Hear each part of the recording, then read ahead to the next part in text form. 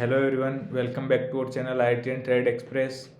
आज था मंडे और आज थी बैंक एक्स की एक्सपायरी। ये हमने प्रॉफिट कैप्चर किया है लगभग 29,000 रुपये का, और ये हमने दूसरे अकाउंट में कैप्चर किया है लगभग 24,000 रुपये के आसपास। तो सबसे पहले आज के ट्रेड के पीछे का लॉजिक देखते हैं, उसके बाद में निफ्टी, बैंक निफ्टी और फिन निफ्टी को हम डिस्कस करेंगे। कल फिन निफ्टी की वीकली एक्सपायरी है, तो इन डिटेल्स में फिन निफ्टी को डिस्कस करेंगे किस तरह से हम लोग प्लान कर सकते हैं। तो सबसे पहले बैंक निफ्टी को आज के ट्रेड के पीछे का लॉजिक देखते हैं। यहाँ पे मॉर्निंग के अंदर लगभग फ्लैट ओपनिंग मिली थी मार्केट में, कुछ ज़्यादा गैप अप या गैप डाउन ओपन नहीं हुआ था। तो समवेयर इस लेवल पे मार्केट ओपन हुआ, उसके बाद में मार्केट ने कुछ देर तक अपने आप को होल्ड किया। फिर जैसे ही यहाँ पे इस लेवल का ब्रेकडाउन दिया तो मैंने यहाँ पे कुछ कॉल को शॉर्ट किया, पुट साइड की पोजीशन बनाई। फिर उसके बाद में समवेयर इस लेवल तक टारगेट था, मार्केट ने यहाँ से एक शार्प बाउंस दिया था तो इस लेवल तक अपना टारगेट था। तो इस लेवल के आसपास आया तो मैं प्रॉफिट बुक करके निकल गया। फिर मैंने फिर से कुछ देर के लिए वेट किया मार्केट के अंदर। जनरली मैं 5 मिनट में मॉर्निंग में ट्रेड करता हूँ 10 AM तक, उसके बाद में 15 मिनट में स्विच हो जाता हूँ। तो उसके बाद में 15 मिनट में क्लियर कट यहाँ पे एक सपोर्ट दिख रहा था 750 के आसपास। तो यहाँ पे मार्केट कंटिन्यूसली अपने आप को होल्ड कर रहा था। तो आप लोग देख सकते हो, जब भी मार्केट इस लेवल के आसपास आ रहा था तो एक शार्प बाउंस दे रहा था। और इस बार जब मार्केट आया तो मार्केट उसी लेवल पे वेट कर रहा था। तो मतलब जितने भी बायर्स थे अभी वो इस लेवल पे और ज़्यादा इंटरेस्टेड नहीं है बाइंग करने के लिए। अदरवाइज आप लोग देख सकते हो, जब भी इस लेवल के आसपास आ रहा था मार्केट एक शार्प बाउंस दे रहा था। तो मतलब यहाँ पे बायर्स इंटरेस्टेड नहीं है तो सेलर्स एक्टिव हो रहे हैं, तो इसलिए मार्केट यहाँ पे वेट कर रहा है। मैं बस वेट कर रहा था कि एक ब्रेकडाउन मिले इस लेवल का और मैं पुट साइड की पोजीशन बनाऊं। जैसे ही ब्रेकडाउन मिला तो समवेयर इस लेवल पे मैंने फिर से एंटर किया और उसके बाद में काफ़ी अच्छा मोमेंटम कैप्चर किया। ये मैंने आप लोगों के साथ पहले भी चीज़ शेयर की थी कि जब भी मार्केट किसी सपोर्ट या रेजिस्टेंस को बार बार हिट करता है तो वो सपोर्ट या रेजिस्टेंस वीक होता जाता है और उसके चांसेस ज़्यादा रहते हैं ब्रेक होने के। तो यहाँ पे 700 के आसपास मार्केट लगभग 2 बार सपोर्ट ले चुका था ऑलरेडी।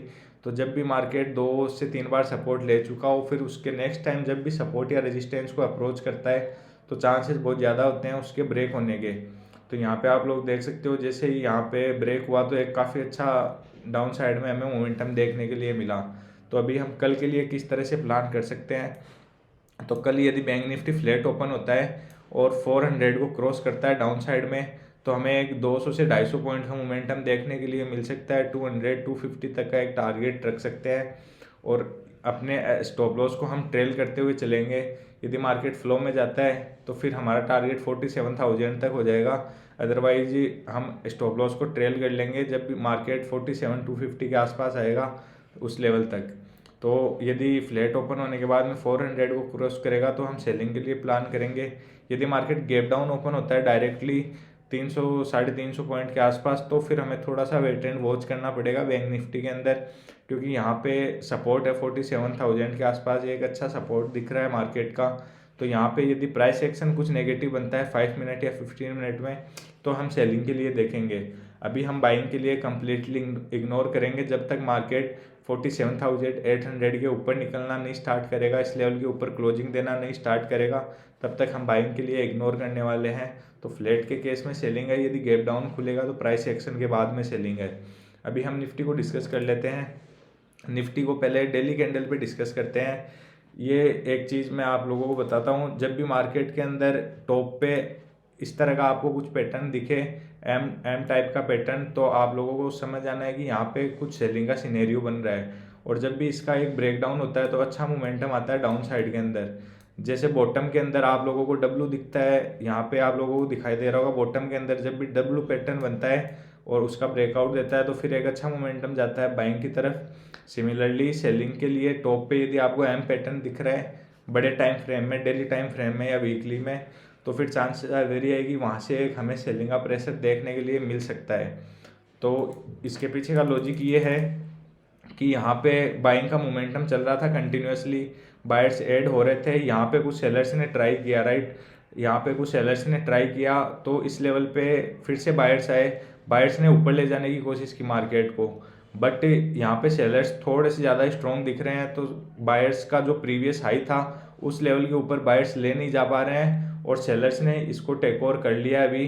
तो तो सेलर्स का जो लास्ट स्विंग था उसके नीचे ले जाने के लिए ट्राई करेंगे, उस लेवल के आसपास कहीं क्लोज दिया है। तो यहाँ पे सेलर्स अभी थोड़े से ज़्यादा एग्रेसिव है।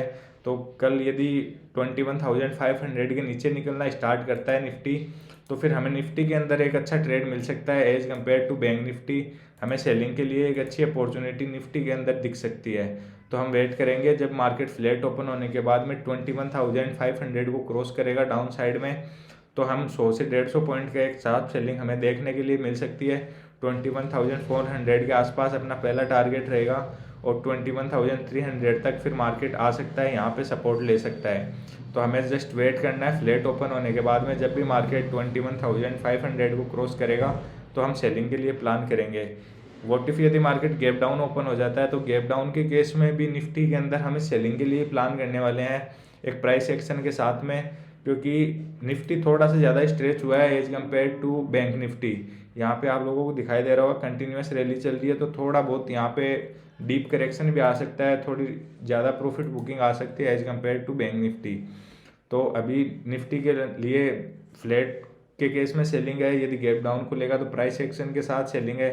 यदि मार्केट गैप अप ओपन हो जाता है तो फिर थोड़ा सा कन्फ्यूजन का सीन बनेगा, क्योंकि जितने भी लोगों ने यहाँ पे सेल किया होगा उन लोगों को शायद लॉस दिखाना शुरू कर देगा मार्केट। जिन लोगों ने यहाँ पे सेल किया होगा उन लोगों को M2M में लॉस शो करेगा। हो सकता है वो अपनी पोजीशन में और ऐड करे या फिर यहाँ से अपना लॉस भी बुक करे, तो फिर मार्केट साइडवेज या वोलेटाइल हो सकता है। तो गैप अप के केस में हमें थोड़ा सा इग्नोर करना पड़ेगा, अदरवाइज फ्लैट या गैप डाउन खुले तो हम सेलिंग के लिए प्लान करेंगे। अभी हम फिनिफ्टी को डिस्कस कर लेते हैं। फिनिफ्टी यहाँ पे काफ़ी टाइम से वेट कर रहा है, ब्रेकआउट नहीं दे पाया है अपर साइड में, और अभी जो यहाँ पे भी एक एम पैटर्न दिख रहा होगा आप लोगों को टॉप पे, उसका लगभग लोअर लेवल के आसपास ही क्लोज दिया है। तो फिनिफ्टी के अंदर भी एक ब्रेकडाउन का सीन बना हुआ है। तो फिनिफ्टी के अंदर भी हमें कल अच्छा ट्रेड मिल सकता है यदि मार्केट फ्लैट ओपन होने के बाद में 270 280 को निकालना स्टार्ट करता है 21,270 280 को, तो फिर हमें एक डाउन साइड में टारगेट देखने के लिए मिल सकता है 21,200 के आसपास। लगभग 70 से 80 पॉइंट का इजीली एक मोमेंटम देखने के लिए मिल सकता है। यदि मार्केट गैप डाउन ओपन हो जाता है डायरेक्टली फिनिफ्टी में, तो फिर हमें थोड़ा सा वेट एंड वॉच करना पड़ेगा, क्योंकि फिनिफ्टी इतना ज़्यादा एग्रेसिवली मूव भी नहीं किया है। तो यहाँ पे हो सकता है कि मार्केट सपोर्ट ले ले और यहीं से थोड़ा सा बाउंस बैक दे और साइडवेज हो जाए। तो निफ्टी के अंदर गैप डाउन ओपन होता है यदि 100-150 पॉइंट का, तो फिर हमें थोड़ा सा वेट एंड वॉच करना पड़ेगा। सबसे बेस्ट ट्रेड रहेगा फ्लैट ओपन होने के बाद में 270 280 को क्रॉस करेगा डाउन साइड में, तो हमें एक टारगेट मिल जाएगा 70 से 80 पॉइंट का। यदि गैप अप ओपन हो जाता है तो फिर ये एक ऑप्शन सेलर का दिन चला जाएगा पूरा कम्प्लीटली, फिर यहाँ पे इस रेंज के अंदर ही एक्सपायर हो जाएगा। फिर निफ्टी फिर हमें ज़्यादा बड़ा मोमेंटम देखने के लिए नहीं मिलेगा। तो हम थोड़ा सा वेट करेंगे, यदि गैप डाउन ओपन होता है और यदि प्राइस एक्शन बनता है नेगेटिव तो फिर हम सेलिंग के लिए प्लान करेंगे। अदरवाइज फ्लैट के केस में सबसे बेस्ट सेलिंग का सीन दिख रहा है, गैप अप के केस में इग्नोर करेंगे, और यदि गैप डाउन खुलता है तो प्राइस एक्शन के बाद में सेल करेंगे।